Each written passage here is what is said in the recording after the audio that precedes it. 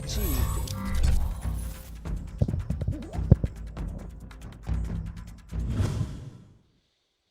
All right, what's up, everybody? Welcome to Studio Day Heffrey, talking Cowboys with you on a Wednesday, which means it's time for Jeopardy at 4:20 on 105.3 The Fan today. Don't you dare miss Jeopardy. If you're not in the DFW Metroplex and you can't listen to the home of the Cowboys on the radio, you just check out that radio.com app. You can still get in there. Jeopardy, the greatest segment in DFW sports radio. All right, today what I want to talk about is something that you guys brought to the table, and I appreciate it. The mailbags. I asked for you guys to tell me, what do you want to hear about tomorrow? What do you want to talk about tomorrow? And you guys come through, and that's what I appreciate. You can leave things in the comments on youtube.com/Jeff Cavanaugh. That is where I will get some of the content ideas. And what I want to lead with today is one of you wonderful humans was asking me about the defensive tackle spot for the Cowboys and how to fix this bad boy. And obviously there are two different ways to do that. You have free agency, you have the draft, well, I guess three. You also have trades. But let me get, so I can give credit to the man, here we go, Dean Julia. He said, hey, Jeff, can you do a video breaking down the defensive tackle free agent class? Seems like the Cowboys will need a proven starter. And even drafting one in the top 100 won't get that production in year one. So, sure, let's talk about the defensive tackle class that's upcoming in the NFL. I have noted down 4 guys that I think can help the Dallas Cowboys defense, and they can do it right away. The question is, how much money do you want to spend?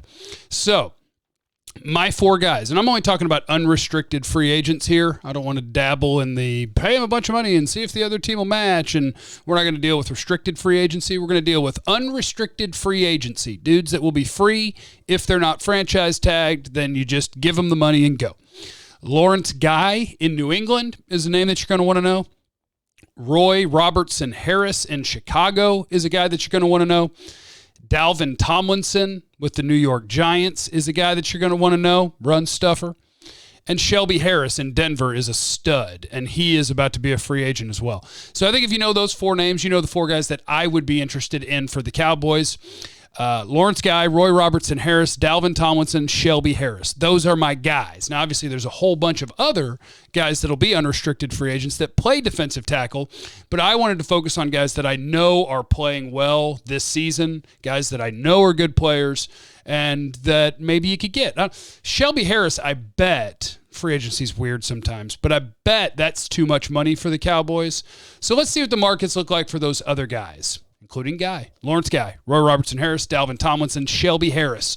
Defensive tackle names to know if you're trying to fix the Dallas Cowboys. Now, somebody else was asking me about the draft. Hey, Jeff, top 3 one-techs and what round? This is from Mark Hoover.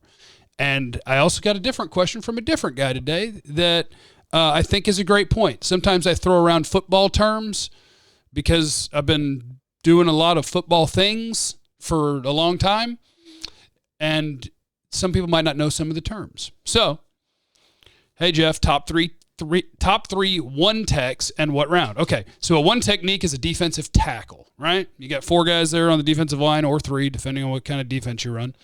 But you got 2 defensive ends, you got 2, or we'll say 2 edges, just to be safe here. 2 edge guys, 2 interior guys, right? Defensive tackles are in here. The one tech is the fat one. The one tech is called a nose tackle. A 3 tech is called an under tackle. And the one tech is the guy whose job is don't get moved. Be 330 pounds, don't get moved. If you can rush the passer, great, but your job is to stop the run. That's the one technique, a.k.a. the nose tackle. I have not watched enough of them for draft purposes yet. I'm about 30 players in now, and it's December, so chill out. But I did watch Jordan Davis, the Georgia defensive tackle, and I'd love to pick him, but I'd love to pick him in like the 4th or 5th round because he's 330 pounds. He's 6'6". This is Jordan Davis at Georgia, and he literally does not get moved. Alabama's got a left guard that's a stud, and he's a monster. He can't move Jordan Davis. No one can move Jordan Davis. Jordan Davis ain't moving. If you want to play run defense and you just want a guy that's not going to get moved, you want Jordan Davis. Problem is, he ain't going to rush the passer at all, ever in his life. No pass rush. None. So how high do you want to pick an effective 2-down player. You get to 3rd down and 6, 3rd down and 5, he's coming off field because there ain't no pass rush coming from Jordan Davis. So guys like that, how high do you pick them? I would say like the 4th round, 5th round. But if they're a very good run stopper, somebody might pop him at the end of the 2nd round. And to that I say, let him go. We will figure it out a different route. We'll go free agency or whatever. But I'll work my way through these guys, and I'll get you other defensive tackles in this draft. I am just not there yet. Darren Faulkner said, hey, Jeff, who are the top safeties in next year's draft? And unfortunately, I don't think this is a great safety draft. My favorite guy that I've seen on tape is actually Ardarius Washington. He's 5'8", and he plays at TCU. But I don't have 2020 TCU tape yet, so I'm told, and his 2019 tape is awesome, but I'm told he's had struggles in 2020, and I don't know if he's going to declare for the draft. Dane Brugler's top guy, Trevon Merrick at TCU, the other TCU safety, I'm told is having a good 2020, and that I'm going to need to see that tape before I actually grade him. But based on 2019, he's okay. Don't love him. My favorite guys that I've seen that I do have tape of this year are currently Tyree Gillespie at Missouri, and he has 0 career interceptions. So you see what's happening here with the safety class? But I've seen him cover Kyle Pitts. I've seen him play center field. I've seen him run the alley and make plays on Najee Harris and Devontae Smith. I've seen Tyree Gillespie. He's a senior at Missouri, make some plays, but he has 0 career interceptions. And my other guy is Nasiruddin. I don't want to screw up his name, but he's a Florida State guy. He's like 6'4", 220. He's more of a box guy, and box guy meaning like strong safety. He's more play forward and tackle than he is, but he can cover big guys than he is. Like, he's not going to play center field as a single high safety, but he can play deep half. He could play a split safety. And then I've seen Javon Holland at Oregon. He's okay. This safety class does not get me fired up, and I'm hoping that the 2020 tape on TCU man Trevon Merrick will change that, but we shall see. Next in the mailbag, Jacob. Oh, this is a good question. Can you break down why you'd rather have a top 5 pick opposed to winning another game or two and getting a pick around 10 or 12? You can't guarantee a trade down, and you don't seem to be sold on the value in the top 5. You're actually right. That's a great point.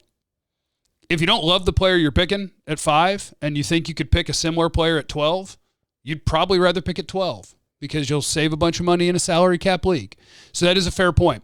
But I'm just all about the value that comes from having that higher pick, because I'm a believer that NFL teams do this wrong. You can always trade a pick. The idea that, the phone just wasn't ringing, so call somebody yourself. Oh, nobody would give us anything. BS. You can always get something. It's just you couldn't get as much as you wanted for what the NFL tells us a pick is worth. Screw that.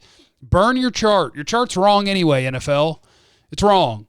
Trading down is better than most of your charts say it is. So take a loss on the trade chart. Move on down there.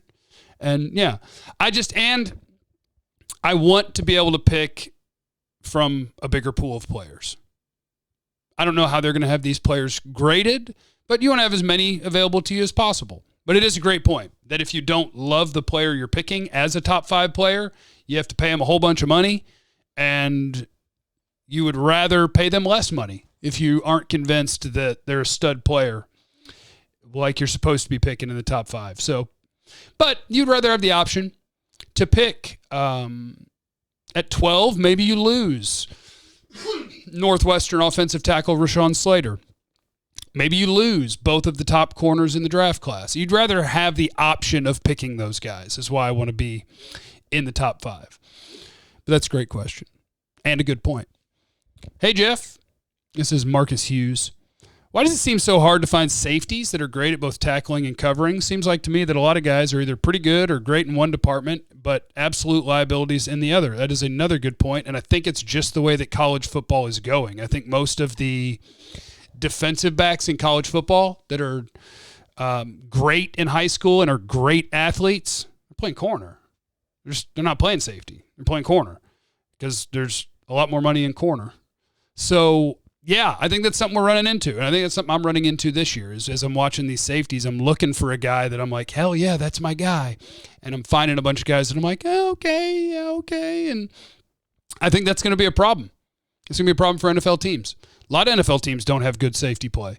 And that's why some teams will be like, hey, what about an old guy that used to be a corner? We'll move him to safety because the corners are better athletes. So, yep, that's the world we live in. Corners are so important that I think most of the better athletes that play defense are playing corner or linebacker or pass rush. Safety's not sexy. Jeff, I'm a subscriber with the notifications turned on. That's what I'm talking about. Click that bell if you haven't. Get those notifications turned on. I'm trying to get a 23% club going. What do you think of Fish getting on the YouTubes, and will you help him buy a proper microphone? He's like the surly uncle I always wanted in my life. I think it's great. Fish is my dude. I love Fish. Welcome to the party, Fish. Jay Webb. Jeff, you say there's 2 offensive tackles that are worthy of the top 5 pick. If the Cowboys draft one of them, is Smith or Collins on trade/cut block, or do you keep all 3? I would keep all 3.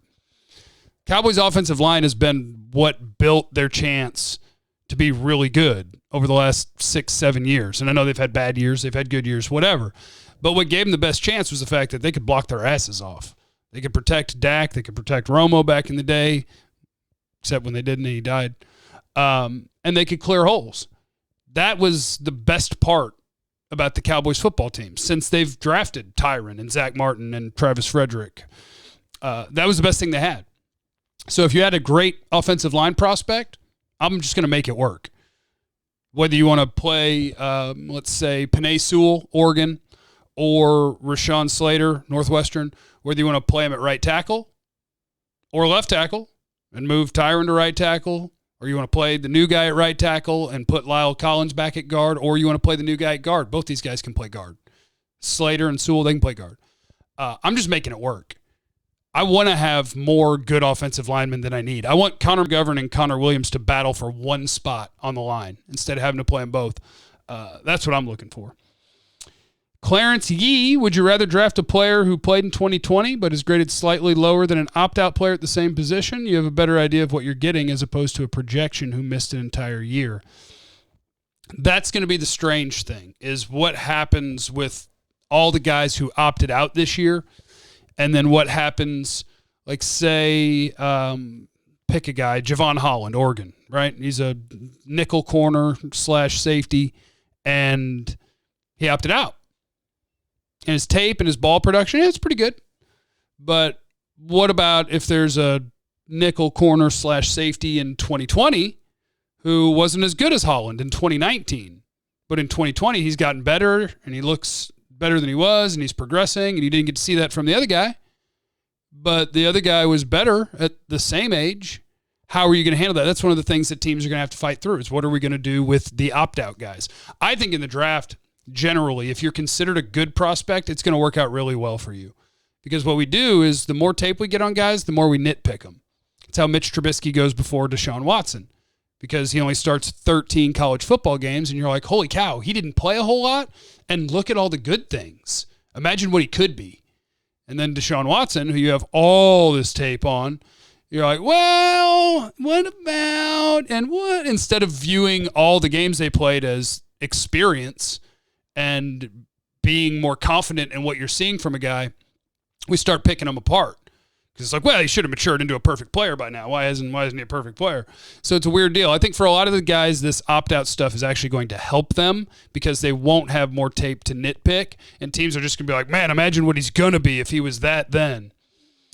Mason Maynard, hey, Jeff, hope you're doing well, man. What quarterbacks would you take over Dak? That's random right now, but I guess it makes sense. Quarterbacks who would take over Dak. Oh, man. For today, Patty, Rodgers, Russell, and then I think you get into the battle royale of Lamar Jackson, Josh Allen, Dak, Breeze, Kyler, Watson. I think it's a battle royale at number 4 in the NFL right now. So Dak is somewhere between the 4th and 8th best quarterback in the league. That's where he is. Now, if you're including contract, you might want to grab a young guy who you think is good and is going to be amazing that's still on the cheap. Like maybe you take Kyler over Dak. Maybe you take Burrow's hurt. Herbert, got to see more. So just the 3. And then there's other guys that talk to me later. We'll see. What defensive player helps this defense day one? Whatever corner they pick in the first round. Patrick Surtain, Caleb Farley, J.C. Horn, Darion Kendrick, Clemson, Asante Samuel Jr., Florida State. All sorts of guys could help this defense on day one. Is there a defensive tackle? Like, I guess if you had Christian Barmore, the Alabama D tackle, I guess he plays and helps you on day one. The interior of the D-line is going to be tough on day one. You might need to use free agency for that. Pablo Torres, couple of questions, Jeff. How many draft picks do you think we'll get? I think right now you have 9 or 10. You get 3 or 4 comp picks, one at the end of the 3rd round, one at the end of the 4th round, 5th and 6th. And you're short a 5 or a 6, so that's 7 rounds. You're short one, that's 6. So I think you have 10 picks right now, and hopefully they trade down and end up with 12 picks.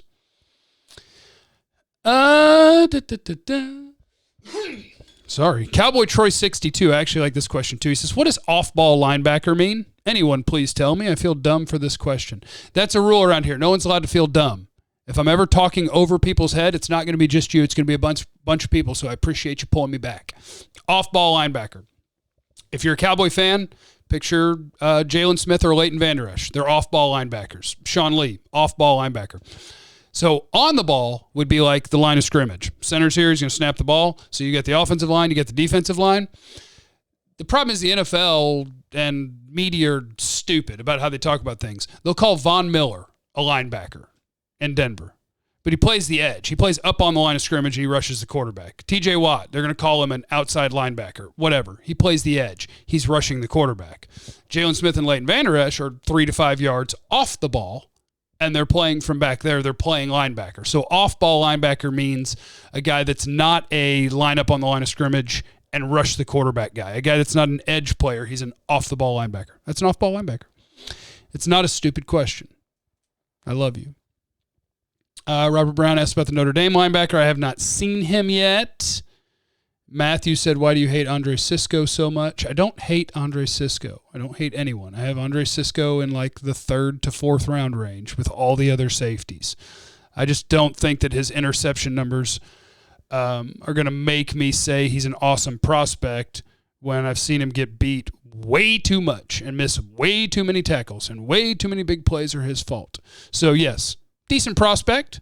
I don't think he's as great a player right now as people seem to think he is. I do not. All right, that'll do it for today. I love you guys. Make sure that you are subscribed. YouTube.com/Jeff Cavanaugh. Make sure you have the notifications turned on. Click on the bell. Check 1053thefan.com every day. Mash the like button and leave in the comments what you want to talk about tomorrow. I love you. Tomorrow. Who's still here hearing this terrible song? I love you. Bye.